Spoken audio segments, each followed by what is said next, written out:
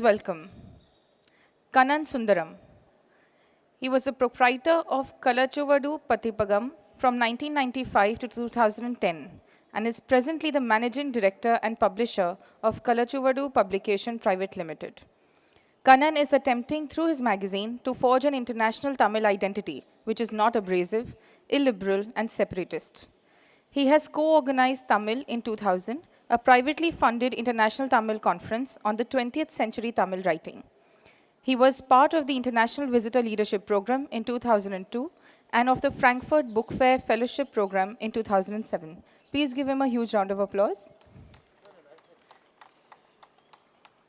Sharmila Syed is a Sri Lankan journalist, poet, writer, and activist. She is the founder-president of the Organization for Social Development and has been working closely with the minority women in the East following the war. She has been professionally educated in journalism, psychology, and educational management. Syed has authored 2 poetry collections and has been awarded by the Tamil Nadu Progressive Writers and Artists Association. She was also awarded the TNPWAA's Master Gorky Memorial Award for Poetry. A.R. Venkatchalpathy is a historian, author, and translator, and professor at the Madras Institute of Development Studies. He writes in Tamil and English and has published widely on the social, cultural, and intellectual history of colonial Tamil Nadu. His publications include In Those Days There Was No Coffee, Writings in Cultural History, The Province of the Book, Scholars, Scribes, and Scribblers in Colonial Tamil Nadu, and Chennai, not Madras. He is the winner of the V.K.R.V. Rao Prize 2007 and is currently writing a biography of Periyar for Penguin. Also with us, we have T.M. Krishna, who we also heard in the morning. He is a vocalist in the Carnatic tradition. He studied at the Krishnamurti Foundation's The School in Chennai and is influenced by Jiddu Krishnamurti's philosophy of pathlessness. He works with several organizations that research Carnatic music, take it to smaller towns and villages, and supports artists from rural South Asia. He has co-authored Voices Within Carnatic Music, Passing on an Inheritance, and his most recent book, A Southern Music, The Carnatic Story, received the Tata Literature Award for the Best First Book in 2014. He also gave the Kumar Gandharv Memorial Lecture for the Raza Foundation. Please join me in welcoming this distinguished panel. Rather that, we didn't have the need to have this panel at all. I would have been happy if Perumal Murugan had won the award earlier and if he had been able to come here without all this controversy. But we are not anybody to decide destiny, it has been decided, but we can't go down without a fight. Before actually kickstart this whole panel, I want to give you a brief summary of what happened that ultimately led to Perumal Murugan declaring that the writer Perumal Murugan has died. He is not God and he will not be resurrected. The person who will survive is the humble teacher P. Murugan.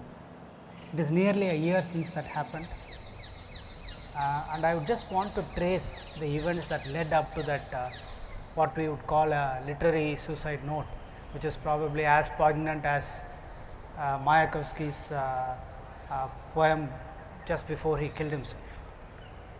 Perumal Murugan is now 48 years old. For the last 25 or 30 years, he has been writing very consistently novels, short fiction, essays, poems. He is also a scholar editor, and most importantly, he has been a great teacher.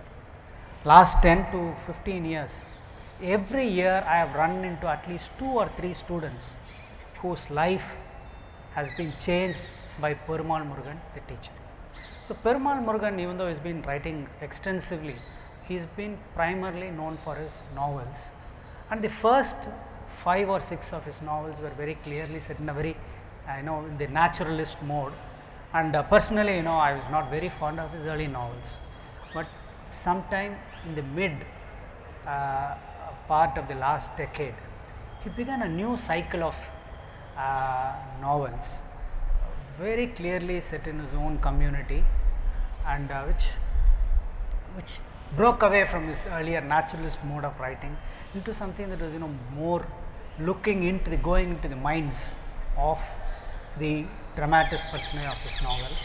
And then 4 years, exactly 5 years ago, he published this novel called Madhur Bhagan. It is set nearly 100 years ago. There is a very loving couple, but they are childless. I find this writing of the conjugal bliss that this present couple are enjoying set in about 100 years ago is simply brilliant. But what plagues their conjugal life is that they are childless, and they are constantly taunted, insulted by the community around them for being childless. But in the town, in the place in which this novel is set, Tiruchengod, now I think Tiruchengod is infamously passing into the language as a metaphor for intolerance. In this Tiruchengodu town, historically the temple where Lord Shiva takes on the form of half man and half woman, that is a town where people to this day go, childless couple go there, perform certain rituals and penances, and they believe that their prayers are apparently answered.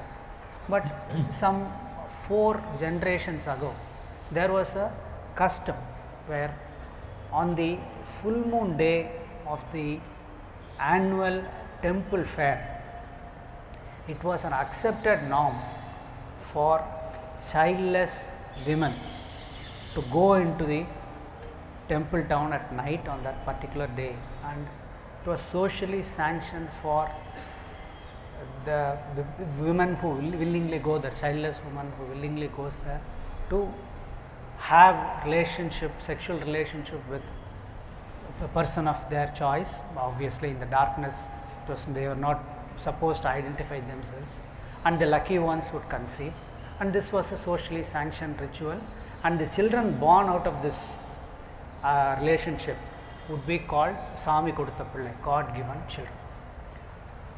And in this novel, the Ponna, the heroine, she ultimately, because of a variety of pressures, she actually goes to this carnival, and the novel itself ends on a very ambiguous note.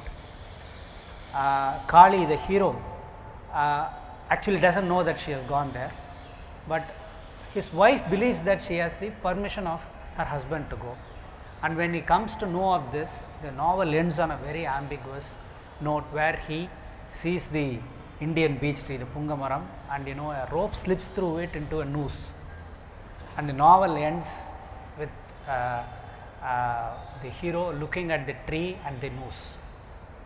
Now, it was at this moment, this novel was published 4 years ago, and it has been very well received. It is obviously it's a literary novel. It was not serialized in any magazine. It was published as a book by Kalachodu Padipagam, which has been his publisher for the last 15 years. And this book was very well received by the people who were reading it. Nobody's sentiments or feelings or religiosity was offended. In fact, people greatly identified themselves with this novel, and I can say that my wife, who doesn't read all that much in Tamil, but she was the first one to read this novel. We didn't have children for about the first 7 or 8 years of her life, of her married life, and she could actually identify herself with this. Then at this moment, I should also add that Perumal Murugan, I have written about this before all these events happened. He is at the prime of his creative powers, and he's bursting with the ideas. And in fact, I can tell you that when I sounded him out for a professorship in a university, he politely declined, saying that I want to write, I want to be teaching in this college, take VRS as soon as I am eligible for it, and I want to write all these things. So at the instance of Kannan Sundaram, he went to the Bangalore Sangam Residency Fellowship, and he completed a sequel, or I should correct myself, he didn't write a sequel, he wrote 2 sequels, a sliding door kind of sequels. As I said, the novel ends on a note of ambiguity. There is an ambivalent and fuzzy end. So in one sequel, The man tries to kill himself, Kali tries to kill himself, but is saved. And what happens to him and his wife and the conflicts that they have, the psychological conflicts, and how it is resolved is one novel. The other sequel is that Kali dies, he kills himself, and then how does Ponna, his wife, how does she manage her life subsequently? These are two sequels. He called us from Bangalore and he said, I am very happy, I have finished, I want this book to be published at the Chennai Book Fair, and these two novels are better than what I have ever written. But then when he lands in his hometown, his telephone constantly keeps ringing, his mobile phone, landline, abusive phone calls, death threats, and it is very evident that people who are calling him have no clue to what this novel is about, or in fact they have no clue to what novels are all about. So he is getting a series of calls. He alerts Kannan Sundaram about it. I will ask Kannan to tell us what actually happened subsequently. And then within 2 weeks there was a procession of unruly people led by the local RSS secretary. They slippered the book, they slippered the pictures of Perumal Murugan, and then the book was also burnt. The whole town was agog with this events. A dharna was called for, it became a law and order issue. So the moment it became a law and order issue, the state intervened. Until that point, when all other constitutional provisions and rights are being violated, the administration and the police kept quiet. The moment it became a law and order issue, immediately the state intervened. They, instead of pursuing the malefactors and the offenders, they were putting pressure on Perumal Murugan. They tried to ask him to withdraw the book, and a whole range of pressures were coming up. At one particular point on January 8th, he was actually asked to leave the town because it's, we can't give you any protection or help. He came to Chennai, and then he was called back, summoned back to his hometown, where under a very intimidatory atmosphere his hand was forced, and under duress he signed a so-called agreement where he agreed, he apologized for offending people's sentiments, and he also agreed to withdraw the book. If matters had stopped there, I think we would not be here. But the writer in Perumal Murugan, he surfaced again a few hours later and he issued this very poignant statement, and I think the rest is history. In fact, I would say I have been basking in reflected glory as a friend of Perumal Murugan. I don't know how many journalists I have talked to. I have got to know the names of the world's leading journalists because of this affair. That doesn't make me happy at all. So it is in this context, I think, we are discussing the whole issue of censorship and creativity, and I want to start the ball rolling first with T.M. Krishna. Of course, I will come back to Kannan and Sharmila shortly, and I will expect Kannan to add a whole lot of both information and the implications of this whole law affair Perumal Murugan.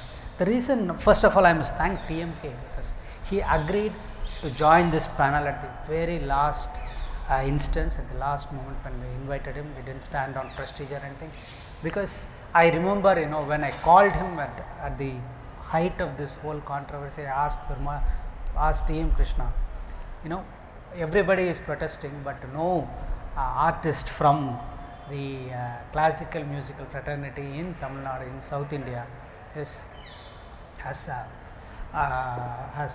issued any statement or protested. And I also told him this despite the fact that Perumal Murugan has acknowledged Sanjay Subramaniam in his introduction, but still I think you should respond to TM, you should speak up. Immediately TM Krishna spoke to NDTV, and subsequently over the next so many months in all his writings, Perumal Murugan figures, the plight of Perumal Murugan figures prominently. TMK, first in the morning you mentioned how the Carnatic music aficionados or the audience or the critics made Ariyakudi Ramanuja Iyengar stop singing a certain, not the song, but at least the way in which it was rendered. So we always think that only the writers and theatre artists are hedged by censorship of various forms. We would think that the classical musical art is ethereal, it is in a very different plane, it is about Jivatma and Paramatma. So do you really feel that this atmosphere of intimidation and intolerance has implications for the practice of arts like Carnatic music or Hindustani music? In fact, I'll inverse the whole thing and say that the world of the so-called classical, and I say so-called classical because that word itself is an intimidating word, and that word has come to stay to also enforce two things: who the outsider is in that word and who the insider is in that word. That word defines both. Therefore, the moment I say I'm a classical musician or Shastriya Sangeet or whatever, I am intimidated even if I am an insider. Oh. So therefore, the whole normative of what is applicable within that word is already prescribed to me, and therefore my functionality of it as an artist or so-called creative person has to follow what that word implies in its so-called depth. And in its depth, which we are talking about, is a sense of socio-political religious connectivity. We are not talking about raga tala over here. Raga tala become reflective of that. That is the unfortunate thing. Therefore, there is a constant censorship internally happening, even if the artist doesn't recognize it as that. Because in fact, the artist wears those dresses. You always wear A garb. A garb. So you have to wear, the moment I wear a kurta and a dhoti and I sit on stage, I have to make sure that I am reiterating that socio-political religious environment that I am part of. If anything I do disturbs that management, then it is a problem. I can disturb anything else in Raga Tala, that can be handled. Interestingly, people let that pass very easily, and it's happening every day.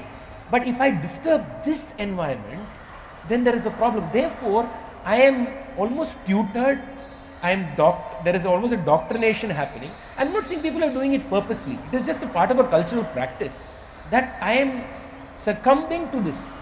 So the moment even by mistake an artist seems to be countervailing that, then there is a large furor that comes from inside.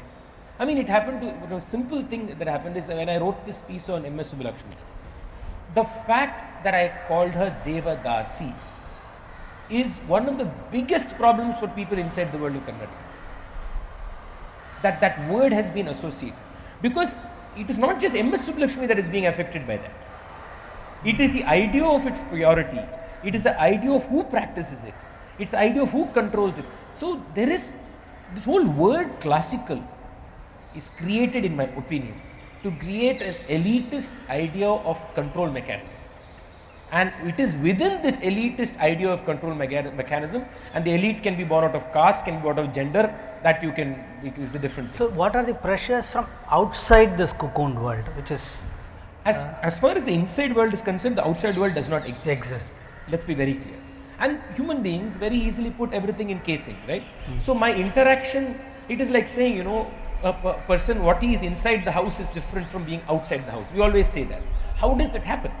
Because a physical differentiation becomes an emotional, mental differentiation very fast. And I know how to maneuver it very well. So the moment I enter music academy, I am a very different being. Therefore, there it doesn't matter, like I said, there I am part of a divine experience. I am removing, the whole idea of classical also is to constantly say that you are removed from the temporal and from the real. Only then you are part of, you look at any art, elite so-called art form, that reiteration of that is there. It is done in a very crass fashion, and which is why the control mechanism has to operate. It has to work. I'll get back to you, but let me bring in Kannan at this moment. So Kannan, you have been publishing Perumal Murugan for the last 20 years, or nearly, right? He was one of the first authors that you published. And I remember you sought him out, right? You read his work and you wrote to him, and then that's how he has been put on. Now tell me, first some of the events surrounding this sordid affair. Did you get threatening calls? I mean, a lot of calls kept coming to my office and they could not get out of my number. So I kept getting information that people are calling me, wanting to talk to me. But finally they got out of my number and I got one call soon after the controversy started. And they greeted me as Vanakkam, enemy of Hinduism. So I think it was a very bad moment for me. I was already under huge pressure. So I immediately abused the caller. And then after that, I didn't receive any calls. Okay. So during this time, Perumal Murugan was in touch with you on a day-to-day basis. Perumal Murugan, yeah, he was in touch with me. First thing was that they came and took a copy from him at his home. And then they called for polite inquiries about, why did you write this, that way. And then the calls became more and more abusive. And I have to say that this is not the first novel for which he is getting these calls. I think he has received calls for his earlier novels. Even his very first novel, which he wrote in 1991, I think, was quite controversial. But the difference this time was that they used to begin with a few abusive calls and end there. This time, it became a public protest, it became a bandh, it became a huge problem and then an international controversy. Those things didn't happen before. But these abusive calls, asking him why do you write about a community, why do you reveal our secrets, or why do you shame us in the public, so those things, that is not new to him. And I know that he used to receive these calls. Before he began writing this series of novels, maybe in 2010 or 11, he had come to a consultation meeting for Kalachuvadu. And then on the sidelines, he asked me that, I think as we drove back, I drove him back to the town. And then as I was driving, he asked me that he is planning these series of novels and can he write them using imaginary caste names. Imaginary caste names. Instead of real caste, imaginary caste. And I discouraged him. I told him that, don't do that. I think one of the important things about your fiction is that it's very real, very rooted in your soil and culture. And if you start using imaginary caste names, I think that thing will be very hugely disturbed. And if there is any controversy, we'll face it together. So don't do that. So it's not that this is a whole new thing for him. Probably, but nobody imagined that it will go into such proportions. No, but in this context, when I'm sure you had a sense of how big it was becoming. What were you advising and how were you actually acting out? For instance, very specific case, the so-called summons that was issued by the district administration. Apparently, it was sent to you also. Obviously, you responded to it in a different way, and he responded to it in a different way. See, the summons were sent to me. The people who sent those. Who made this complaint to the government, they were not aware that I am the publisher of Kalachuvadu. So one of my editors was thanked by Perumal Murugan the novel, so the summons came in her name. But we didn't wait to receive the summons near the Perumal Murugan. The phone call came from the district administration. They called Perumal Murugan and asked him to come to this meeting in Tiruchenkodu, Namakkal, and they also asked him to bring the publisher, that is me, as well to the meeting. So I was at the book fair and I told him that I will not come to the meeting and I don't want you to go to that meeting. It's not necessary that they summon and then immediately we run to that meeting. We can ask for time, we can consult our friends, we can consult our lawyers, and then we can decide how to handle this best. But he did not want to take my advice. He preferred to go and end the matter. I think the pressure was too much on him. So I didn't accompany him. And there were questions about why I did not go with him. I think if I had gone, there would have been only one consequence, that I would be forced to sign that statement as well. Okay. Other than that, there is no other possibility, because once he decides to sign, I can't sit there and say I won't sign and end this crisis. So I think Here it's another issue comes up. One is of course that Perumal Murugan is not only your author, you are also his friend. But one demand that Perumal Murugan made because of this entire pressure on him was he wanted you to withdraw the books. So this was this was a few months after the Penguin Wendy Doniger controversy where Penguin had withdrawn the book. So you took a bold position not to withdraw the book, even though Perumal Murugan seemed to suggest that the book should be stopped. What you actually decided, if I am right, is that you said you would not republish the book, but you would actually sell the stock that you had with him. And I also remember in the Chennai book fair, the only thing people were talking about is, if I had 10 copies, I would have made probably 10-20,000 rupees. But I am not a great speculator. So how did you take this decision? Primarily what I am asking is your duty. How do you see yourself as a publisher? What is your duty to? Is it your duty to the author, to the larger literary world, the readers, the literary culture? Because I should also add that there is a court case going on in the Madras High Court, where the Tamil Nadu Progressive Writers Association has challenged this so called agreement that has been signed, and Kannan Sundaram has filed a supportive affidavit, and this case is being handled by the National Secretary of the PUCL. In that supporting affidavit, which is also in the public domain, you make a very important point. You say that everybody is talking only about the right of the author to express himself. What about the right of the publisher to publish, and the right of the readers to read? So you also make this point. So can you explain your position in relation to all these things? I think there is a time a period gap of crucial 15 days between the time, maybe more than that, 20 days, between the time that the book was burnt in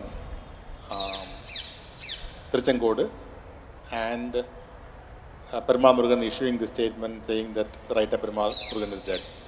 It is in those days when the press asked me, I told them clearly that I will not withdraw the book from print, and I am prepared to face the legal or other consequences.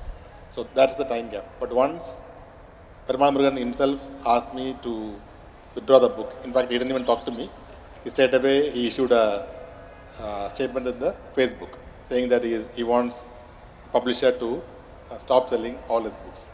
And this happened bang in the middle of the Chennai book fair. And I think if I had stopped selling all his books, it would have become a law and order affair in my stand at least. So anyway, I didn't want to do that. Primarily, that is not my gut instinct.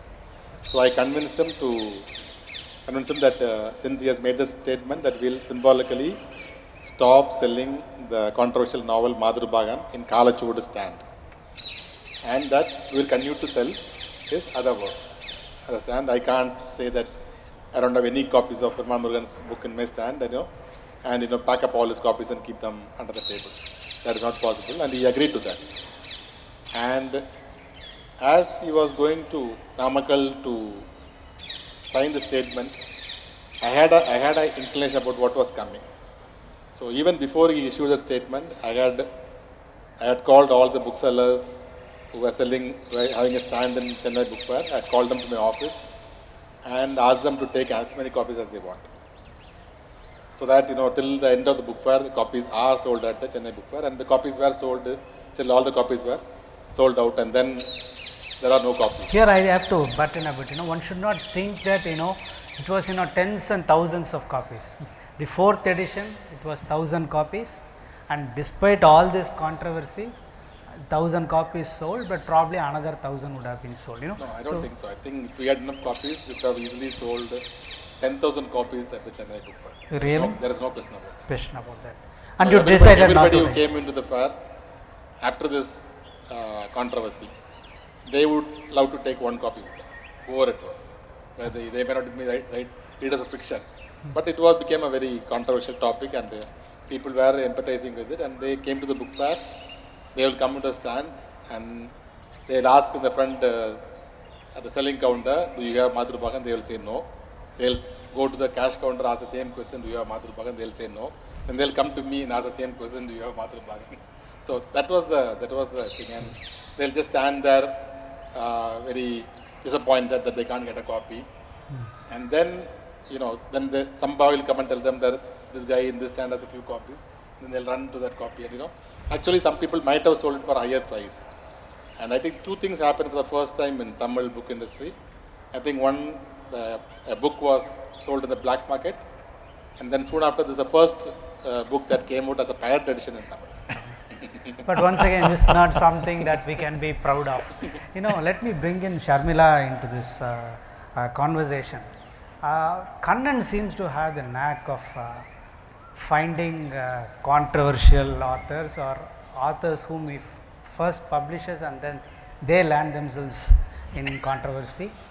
So Sharmila, Who follows whom? okay. Sharmila is as she was introduced at the beginning of the panel. She is a Sri Lankan Tamil Muslim woman writer. She first published poetry, Siragamulaitappan. Then she has a second book collection of poems, and she has also published a novel in Tamil which was published last year, and I am told that it is going to appear in English from HarperCollins very soon. So Sharmila has been she has also been an activist. So she has expressed a number of her views. She has spoken her mind on number of occasions. And at one particular point when she was interviewed for BBC some years ago, where in a certain specific context, she said that sexual work should be legalized because that is the only way it can be controlled, and the arguments that we are all familiar with. So she made this statement, and it created a huge furor in her community. She was abused, she got threatening calls, and her Facebook pages were full of abusive postings, and then she actually has not gone back to her hometown in the last 3 years.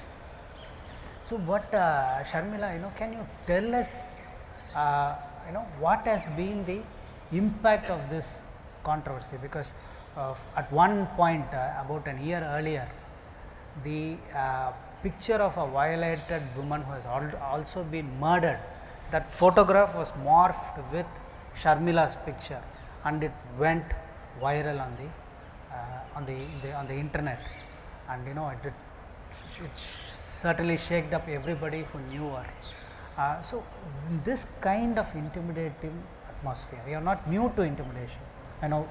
From the very beginning, one of your poems you talk about, the poem is a conversation with your mother about how she is saying what you shouldn't do and what you say you want to do. So tell me in what context you are writing, and what is the impact of these events on your writing? The women are, I believe the women are soft targeted in all the community, especially in with the Islamic faith and the Muslim women. When you introduced, you said the Sri Lankan Muslim Tamil women. There are 4 the so-called identities. So all these creates many controversial issues. When a Muslim woman started to write, all the peoples noticed all the things, what she write, how she, everything. Personally, apart from the writing, they are not noticed women writers. Especially, I am talking about the Muslim women, how they are, the dressings and way of talking, way of life, all the things the people take to criticize. I think the BBC interview, one of the reason. It was an excuse. Yeah, but being a woman is the main reason to undergoing all this suffer, I think. When did you start writing?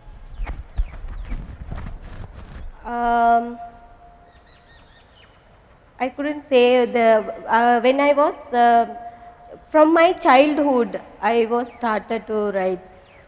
So you mentioned in one of your interviews and also in personal conversation that your mother can't read Yeah.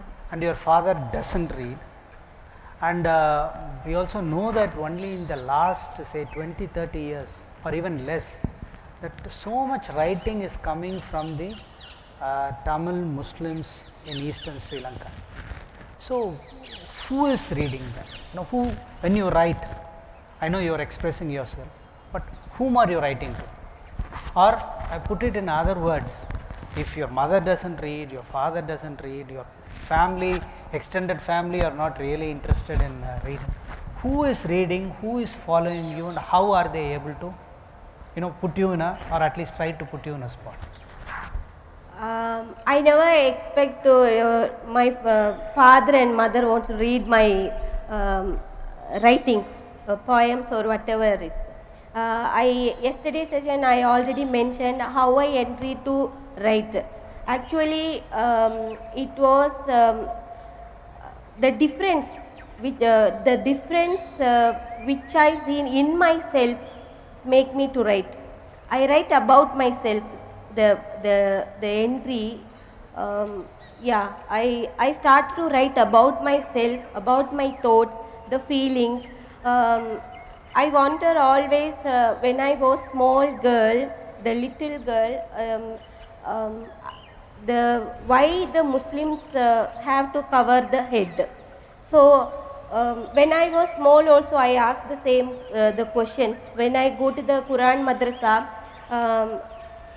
I had many punishment to cover my head.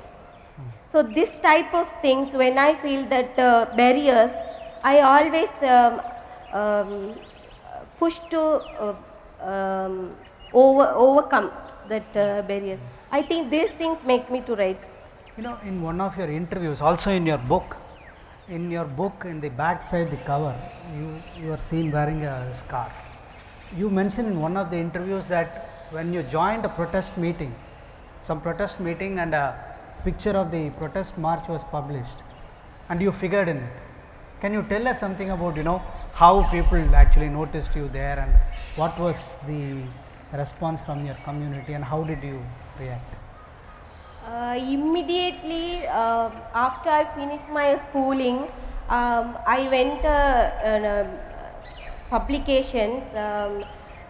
It was a regional newspaper, a daily newspaper. So I worked as a trainee journalist.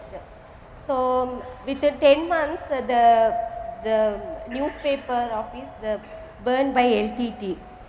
So we had a protest against that incident. So I was a Muslim woman with covered, the wearing hijab and all. So our community people asked me and criticized why you were there. You only showing as a Muslim woman. All are Hindu people, not covering head, but you only were there and showing your identity as Muslim. So why you were there? Everyone asked that question. So I thought because of covering my head only, they are seeing I am a Muslim woman. So no need to cover my head. Instantly I thought that. Then the later once after the releasing the Siragu Mulaitha Pen cover the poetry collection, we had a book release function in Colombo, Sri Lanka. That time I was weared a shawl covering my head by shawl. So that time the people asked, why you covering the shawl like this? This is not our culture. This is Pakistani and Bangladeshi people only covering head by shawl. So I thought that time, so no need to cover my head by shawl also. So Kannan, I want to bring you in on. See, you have been publishing. You also published the other very important Sri Lankan Tamil Muslim woman poet. I have to give this four-barreled identity. You published Anar, fantastic writing, and also you have been publishing a lot of writing by Tamil Muslims from Sri Lanka. But tell me, how did Sharmila first come to your notice? What makes you pick up? What makes you choose a writer to publish? And in the specific case of, say, Sharmila, how did she come to your notice? How did you evaluate her work? How did you publish? How did you place her work? In the case of Sharmila Syed, there was no big discovery from my side, and so I'm not responsible for Sharmila later becoming a controversial writer. But it is possible that she already planned to be a controversial writer and then she chose college vote. That is a possibility. That is something only she can answer. I can't answer for that. But in fact, she approached me. I think she emailed me. She sent me an email with a PDF of a poetry collection saying that I am Sharmila Syed, a poet from Sri Lanka. Would you publish our collection?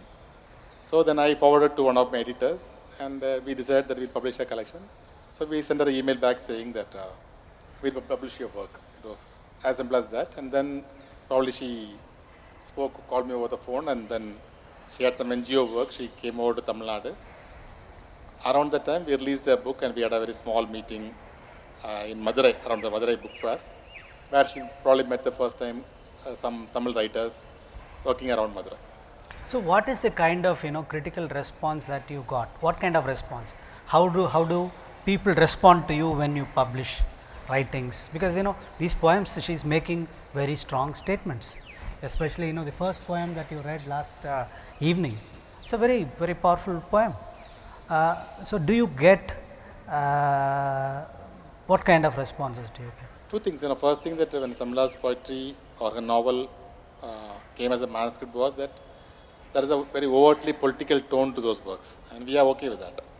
And also, as for the poetic aspect, I think some senior poets also participated in the first book release, and they read that book because they were coming to the meeting. So they got copies from me, immediately read the book, and they discussed with her, they commended her on her work. So I think both on the grounds of her boldness, her political statement, also because of the aesthetics of poetry. Any adverse reaction? Not to my knowledge. Okay. Some people might feel that there is less poetry in them and there is more politics, but that's depends on the reader. No, TMK, something that I wanted to ask you, and that will actually open up the issues that are raised by this controversy. It looks like I want to ask you if the statements that you are making outside this, this pristine, pure Carnatic music platform, the statements that you are making, first is of course your very important book, which is a very reflective book, theoretically informed, also you are so steeped in its practice and in its culture. You have made number of statements, not statements, it's an argument about the theory, history and practice of Carnatic music, which are not popular at all. That is one aspect. The other thing is, in the last say about 2 years or less, at least in my reading, that you have become the rare animal species, certainly in Tamil Nadu, the public intellectual. You have been writing extensively on contemporary political issues. Do you think that the statements that you make outside this pure realm of music, has it impacted on the way your audience, your rasikas, as the term goes, respond to your music? Well, I don't know whether it affects the way they respond to my music, but it does affect the way they perceive me. I was told the other day by a friend that when he asked another colleague of mine about me, he said, oh, he's a politician. So, yeah, it does affect. I think that artists are not, especially, see, I think the world of writing is very different from the world of what we call performing arts. It's very, very different, because there is, in writing and in theatre, there is a direct engagement with the socio-political, a direct connection. When she writes, she is connecting directly with the self, and parallelly she is connecting with that which is around. Now in the world of music or classical, the whole idea is to say is that I am separated from it. So the whole perception is completely different. So to a lot of people, it's actually wrong. It is wrong. It is wrong to take a political position. It is wrong to take a social position. And so that whole, in a way, they feel it impures that sanctity of the music. It brings down your level of engagement with the self in the minds. It makes you more temporal. It makes you more connected with even the baser things in life. So the perception, if there is a change, there is, I know one group who feel very strongly, and if you see what happened in my life, it's happened parallelly, in the sense the changes that are happening in that pure realm that I am practicing in, and my commentary from on the outside are happening as almost as a parallel discourse, happening as much inside me as it's coming outside. So therefore they see that, oh, this is happening because he has that political stance. He is anti-Hindu, he is anti-Brahmin, which is why he is not. So there is this great problem, and I think people do have are having a, some are struggling with it, some are just dismissive of it. Okay. Since on the issue of singing, but apparently in a very impure space, it's barely 3 weeks or 4 weeks since the street artist from a left group, Kovan, who sang. It's a very. I mean, I really like this song, which has gone viral. I like This man for singing the song, of course, with due apologies to the expert on music here. It is a very good it's song. A very in good that song. genre, it's an excellent So song. this man has been singing on the streets, calling for the closure of the Tasmac or the liquor shops. Well, if it is an offensive song which has offended the chief minister, there are any number of ways in which it could have been handled. But a sedition case has been filed against him. Of course, I don't expect, certainly in my lifetime, for a singer singing on the Carnatic music concert hall being, imprisoned for singing, Tyagraya or whatever. I know that won't happen, but it seems to be a very serious issue. Is there any response to this within your peers in the field of Carnatic music? Absolutely none. I actually wrote about this in my last piece just last week in the scroll. There is no response. In fact, this is not even a thing of any. See, the problem with this Kovan issue is this the world, the popular, the face world of the classical is the popular media world. Okay, so for them, everything that Kovan has done is offensive. Because I consider myself sophisticated. I consider myself part of that elegant thing where I will not say these things blatantly. The Ghana form as an aesthetic form is a form that tells you everything to your face and tells you in a language which is part of that form. So in fact, I will tell you that half the classical Carnatic world, I am putting a wager on this if required, will find that whole song extremely offensive. They will in fact think, no, this probably he deserves that case. They will not tell you that. But I know with the sense of nuance that we have in our head is very problematic. So I will be shocked if any classical musician, why from the south? I think there is a larger problem that you have raised here. I do not see enough people across this country talking about that issue. Why are you talking about the classical world? So there is a problem in the way we are reacting to issues depending on our own sense of sensibility and nicety, even among the liberal world. I don't see as many people saying sedition against Kovan should have been stopped. Perumal Mulugam case itself happens after English. Absolutely. So we have to bring that into this conversation, that it did not happen when it was in Tamil. The world is talking about it because it happened in English. So we are also running away from the fact that even in this whole controversy, there is as much classist, hierarchical and divisions that we are all living with it, which is why Kovan honestly is irrelevant. That's the truth, unfortunately. That is the unfortunate truth. That brings another important issue which I would be happy if either of you or both of you would respond. See, there was never any golden age of tolerance. Let us be very clear about it. It's got worse. I would say that it's like when the body's immunity goes down, whole range of diseases which are already in the body, they surface. I think it's like that. But a very important change has been that if you look at the history of censorship in this country, censorship has come from the state. The state was the agency of censoring. But now what we find is that, state is very oppressive, yes, but there are some avenues to tackle the state. But the problem is when the non-state comes in and tries to stop, not tries, actually sometimes successfully stops you from expressing yourself. How does one, or do you actually agree that the non-state seems to be playing a more aggressive role than the state? Kannan or TMK? See, I think in India that none of the political movements, those who are opposing the Hindutva forces now, those who are standing now in support of freedom of expression, people who supported Perumal Murugan, none of them, I think, have a very clear perception about what is freedom of expression is and how and where to defend it. I think nobody has a clear idea.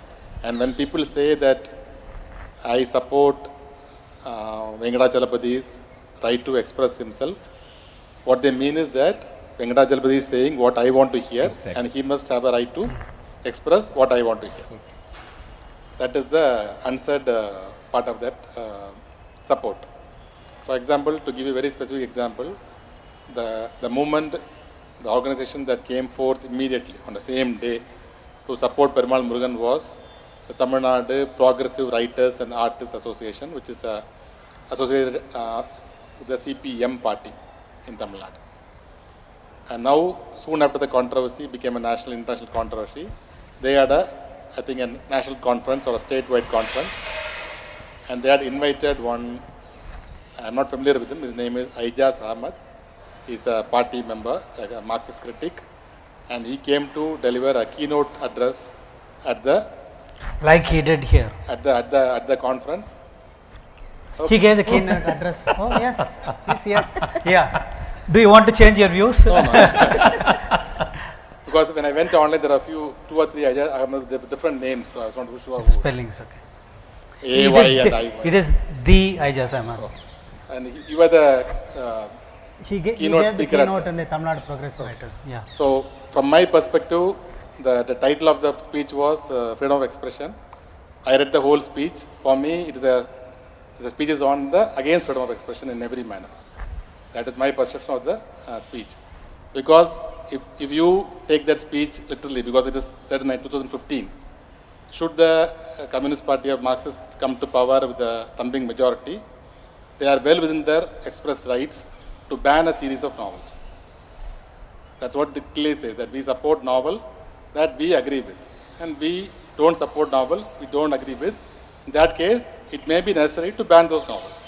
He has very clearly said that, and he has very clearly said that he is not talking about freedom of expression, and that is a bourgeois liberal concept. So this is the party that is actually fighting for Perumal Murugan on the ground and in the court. So I think the problem here is very obvious for us.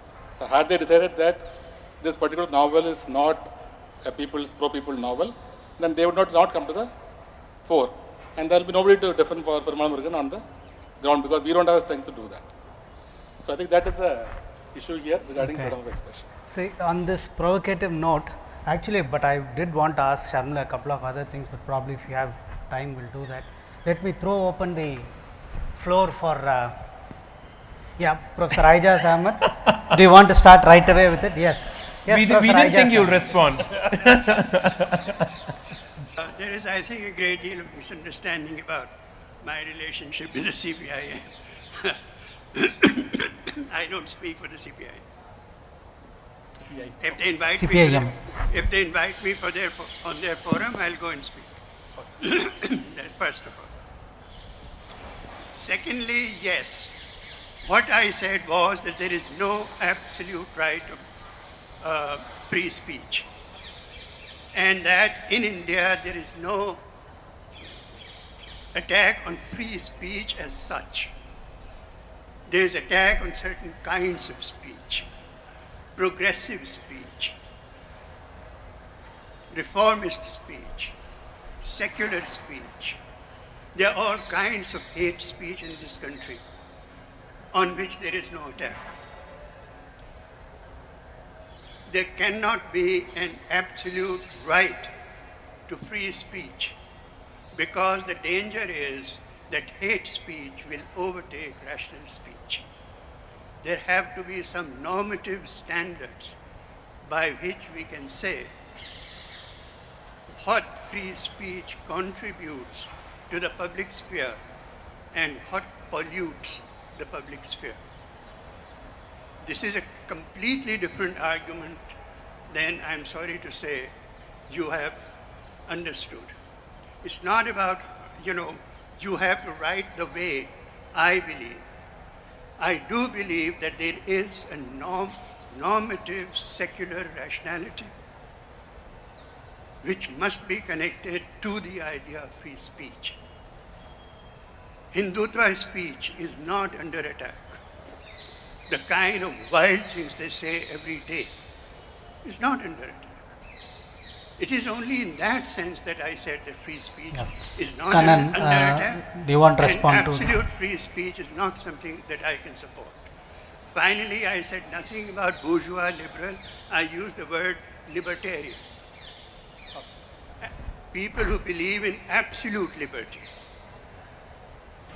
with no normative values involved. That is where I draw the line. Thank you very much. I would like to Yeah, kind of ask him a question, because we are bringing this out. Yeah, I just want to make one point before that. That I had the opportunity to read a speech only in Tamil, which was published by the organization. So I was using terms reverse translation. So that's how the bourgeois liberty came about. Yeah, Yeah. Yeah. there are there are losses in translation, and we find. Yeah. And but bringing the question back to what Professor Ahmed was saying, even as we understand that there is a need for some norms that we have to stick to, otherwise, there is no end to hate speech, actually, because when we are talking about freedom of speech, we don't really nuance it.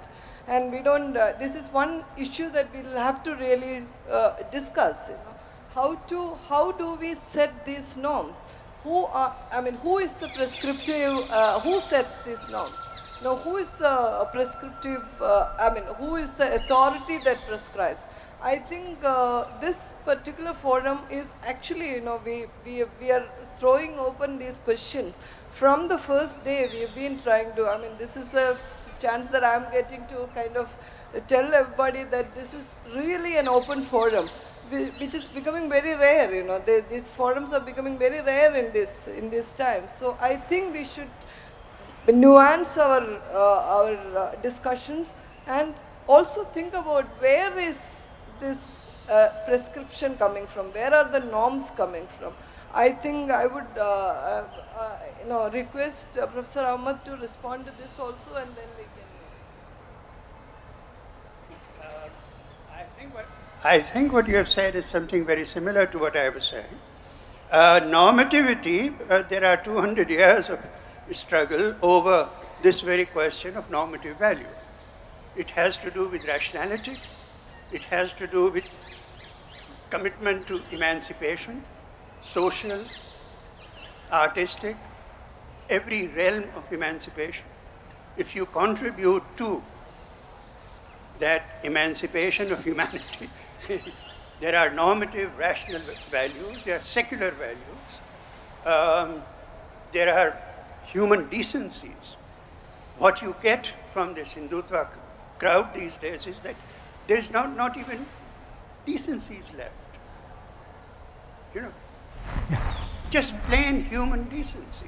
From that to issues of rationality, secularity, and emancipation. So there has to be a public sphere which knows what the proper limits are of human communication, the terms in which human beings communicate with each other in order to advance the causes of emancipation and rational self-expression and a collective living based on each other's rights. So speech within that world of rationality and secularity has to be free. But absolute freedom to say whatever you want, I'm sorry. I actually believe that this country would have been very much better off if we implemented the laws that we have against hate speech. There is no society where it is not constitutionally and legally forbidden to, for example, spread religious hatred. There are laws in France against anti-Semitism. That doesn't mean that that there is some prescription by which you have to write, but there have to be some limits, and they have to be enforced. I think Kannan should respond. Please speak into the mic. Can you switch on this mic? No, it's not working. How much more minutes? Okay. So, as far as my position on freedom of expression is this, that I think there are only two restraints necessary for freedom of expression. One is that you don't have the freedom to defame anybody, and two, that you don't speak in a manner that provokes violence. I think that is universally accepted. Other than that, I don't think there is any other restriction should be there on freedom of expression. If people speak in favor of emancipation of humanity, if people speak in a rational manner, as a person who likes to think that I am rational and also I am a progressive person, I am very happy with that. But if people choose to speak against that in a way I feel is not rational, in a way I feel is against the emancipation of humanity, or as an irrational way of spreading ideas that will take us back in time, or in any way work against the society, I would say that they still have the right to say all those things, and they should not be stopped. Their work should not be banned. The problem is that when you have an agency to decide what is rational, what is not irrational, what is emancipation, what is not emancipation, what is violence, all that, it becomes very tricky problem on deciding. The person who sits in judgment, he is the person who decides who has the freedom of expression and who does not have freedom of expression. In the Indian Constitution, before the 1951 amendment, we had complete freedom of expression with minimum restraints. I think that is what we should fight for, and that's what we should aim for. TMK, would you like to say something? I'd like to respond actually. Yes, please. We're looking at it from two extremes. One is this whole idea of this absolute and this other idea of none. Reality obviously exists in between. My issue here is that what Sharmila writes, for example, could be extremely problematic if you put normative lines there. Now, we are also presuming, the nuance here is the presumption of the collective who are putting the normative rules. Now, that also creates a problem there.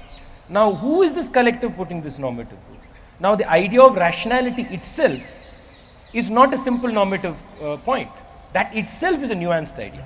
But I think that I think what we are looking for from what he said, and what he said actually, though they come from different points of view, is a society where we can have a conversation about everything, where each of us listen to other people in certain acceptability is what we are saying.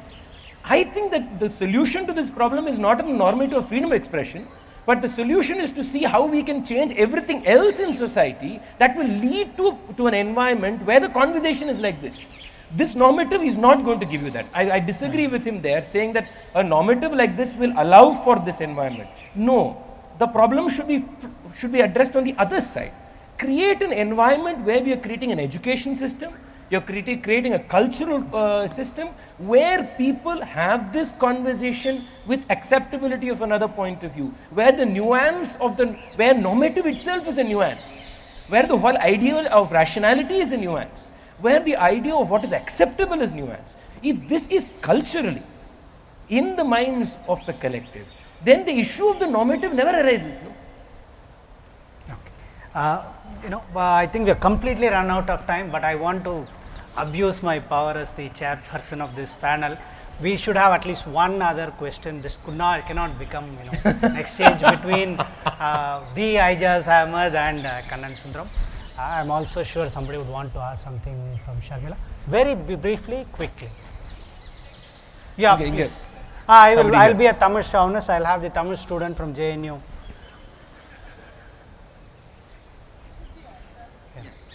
Sir, actually, I have 3 questions or observations for which I want Kannan's view.